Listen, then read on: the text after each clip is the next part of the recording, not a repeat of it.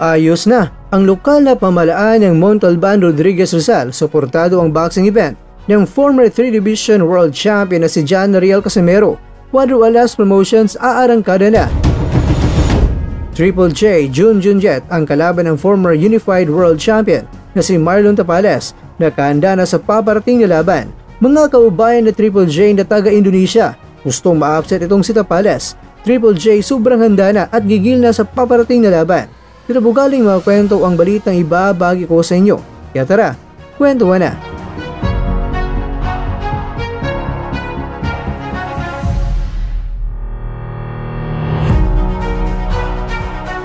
Maraming salamat Mayor General Ronnie Evangelista, Vice Mayor Edgardo Ompec Saison at Board Member Bro Romel Ayuson. Ganito ang caption ng Cuadro Alas It's My Boy na Facebook page sa ibinahaging mga larawan ng pagbisita ng Team Cuadro Alas sa lokal na pamahalaan ng Montalban Rodriguez Rizal.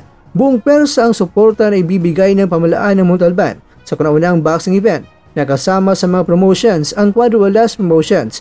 Ang boxing event ay tinatawag na Bakbakan sa Montalban The Third Punch at ngayong Sabado na yan, April 26 at magsisimula sa bandang alas 4 ng hapon. Ang main event dito ay nakataya ang Philippine Boxing Federation Interim Lightweight Belt at ang maglalaban ay mula sa Gloves and Glory Boxing Stable na undefeated na si Billy Reyna Ilgas kontra yan sa undefeated din na mula sa Peñalosa Boxing Gym na si Ken Danila. Sa paparating na bakbakan ay hindi talaga antukin ang mga kalalakihan dahil may bubuhay at gigising ni Manoy ng mga boxing ring girls at sa gustong makakita ng personal sa Angas ng Pinas. Good news, na pagkatapos ng weigh-in sa April 25 ay doon na isasagawa ang meet and greet sa Angas ng Pinas. Marami pang mga Pinoy prospects natin na kabilang sa fight cards kaya paniniguradong puno ng aksyon ang matutunghayan ng lahat ng mga boxing fans.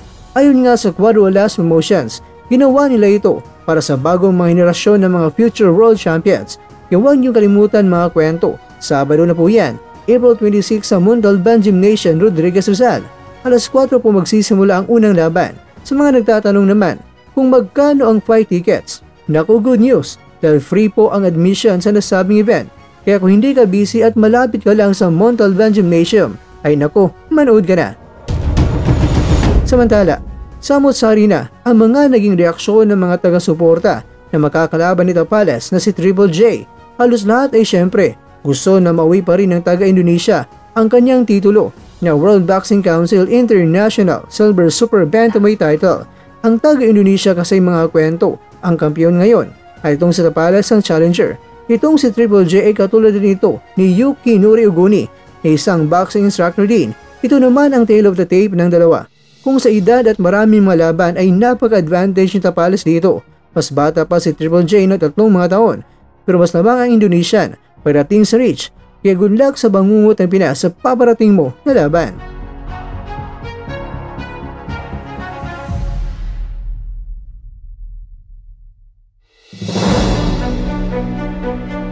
Mga kakwento, kung ang Cuadro Alas Promotions Boxing Event ay ngayong April 26 Sabado, April 27 naman sa General Santos City ang laban ni Tapales sa araw ng Linggo.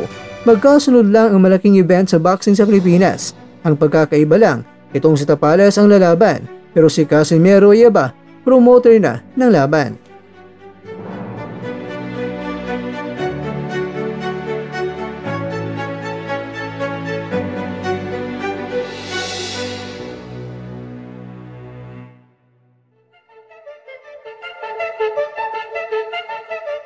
Gandang araw po sa atin lahat. Naaninyahan po lahat ng mga taga-Montalban manood sa Bakbakan sa Montalban Third Punch sa April 26 sa 4 PM dito po sa gymnasium po natin. Kayo pong lahat ay aming inanyayahan na manood ng boxing dito sa atin sa bayan ng Montalban bilang isa sa pagdiriwang sa araw ng Montalban. Ako po si John Casimero, Cuadro Alas, at inibitahan ko kayo manood ng isang magandang laban. Sa Cuadro Alas Promotion, surado magiging magandang laban. Type na ito. Puno ng action, huwag kayong mawala at sama-sama natin suportahan ang ating mga malalaro. Kaya sana po ay itangkiligin po natin at isang paraan po ito para mapalakas po natin ang boxing sport dito po sa Montalban. Kayo po lahat ay aming iniimbitahan sa Municipal Gymnasium.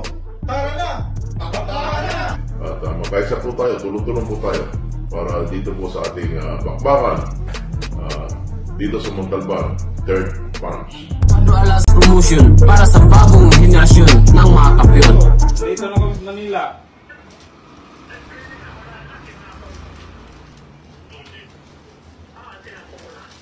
Dito ako sa spread. Nako, naunahan kayo ni Tata. Naubos na dito lahat. Bro. Dito ako sa spread. Ubos na. So guys, this time guys, nandito ako sa Spring Clothing sa isang sponsor ko dito sa Montalban. Ayan. At ngayon ay kumukuha ako dito ng mga damit. Ayan. Ito nyo naman. Sobrang maangas. Ayan. At nandito yung mga damit natin. Ayan, no? Ayan. So, ano na to? So, kunin nyo na to. At yung ano nito, mura na to. Kasi, tapos na yung laban nito eh. Kay ano to eh, kay Raul, yun. Saul Sanchez, yan. Yan. Ayan guys. Kang Saul Sanchez kasi to, kaya tapos na yung laban na to, kaya binibinta na lang ng mura. Ayan, kunin nyo na. Alam nyo na. Alam nyo na, ayan.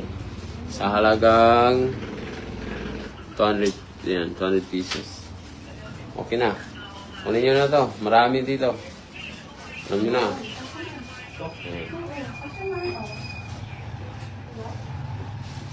So, pwede din sa ano, online. Punta kayo sa Spring Clothing sa Facebook page.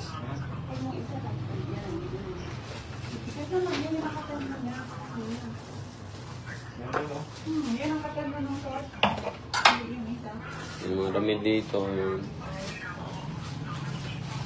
ganda to. Ganda to. Ano? Bakit ba yan? Masyadong masikip yun na yun. Parang pas nuclear ka niya, no? Parang ang ganda ng pagkagawa eh, parang US eh. Jordan, no? All-Star.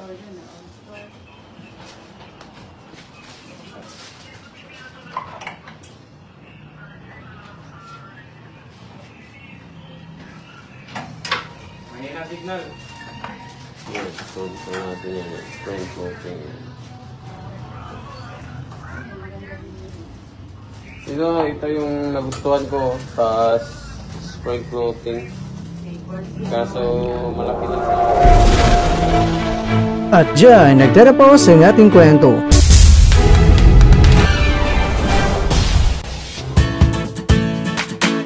Maraming salamat mga kakwento sa inyong panonood. Pero baka naman mga kakwento ay nagustuhan niyo po ang kwento natin ngayon.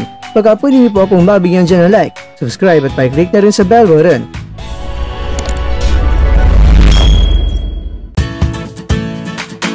Pero bago tayo tatapos mga kwento, syempre, shoutout po muna tayo dyan sa ating mga kakwento. Kay Kakwentong Nick, kay Kakwentong Maxi TV, kay Kakwentong Basketball Superstar World, at Kakwentong nanonood ngayon, shoutout sa iyo dyan. Bueno, hanggang dito na po muna ang ating kwentuhan, at abangan nyo na po ating susunod na video. At dito na po yan sa isang channel na kung saan maaring ito'y mga kwentong di pa na kwento sa inyo.